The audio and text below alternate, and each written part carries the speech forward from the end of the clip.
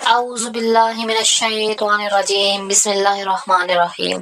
شروع اللہ کے نام سے جو بڑا مہربان نہایت رحم کرنے والا ہے۔ معزز ویورز، السلام علیکم کے بعد عرض ہے کہ جو بھی میری ویڈیو دیکھ رہا ہے پلیز ان سے میری ریکویسٹ ہے کہ چینل کو سبسکرائب کر دیں اور بیل آئیکن کو آل پر پریس کر دیں۔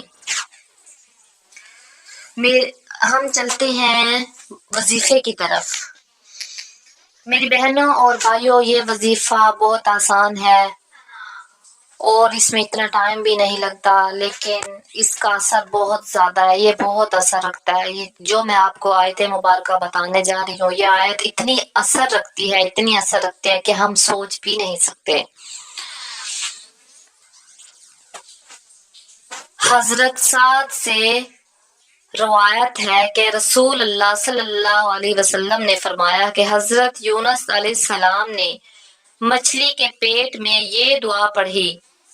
جب آپ مچھلی کے پیٹ میں تھے تو آپ کو کوئی راستہ نظر نہیں آ رہا تھا، تو آپ کو اچانک ہی یہ دعا یاد آئی تو آپ نے یہ دعا پڑھی۔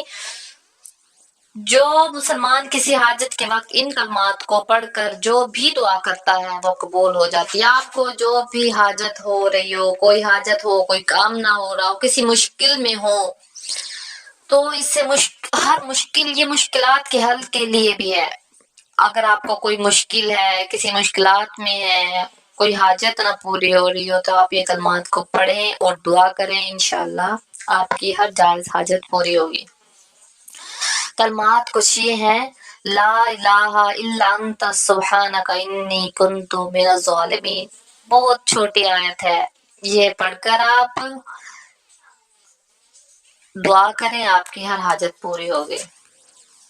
اگر آپ کو میری ویڈیو پسند آئی ہو تو پلیز چینل کو سبسکرائب کر دیں اور بیل آئیکن کو آل پر پریس کر دیں۔ ملیں گے ہماری نیکسٹ ویڈیو میں، تب تک اللہ حافظ، اللہ نگہبان۔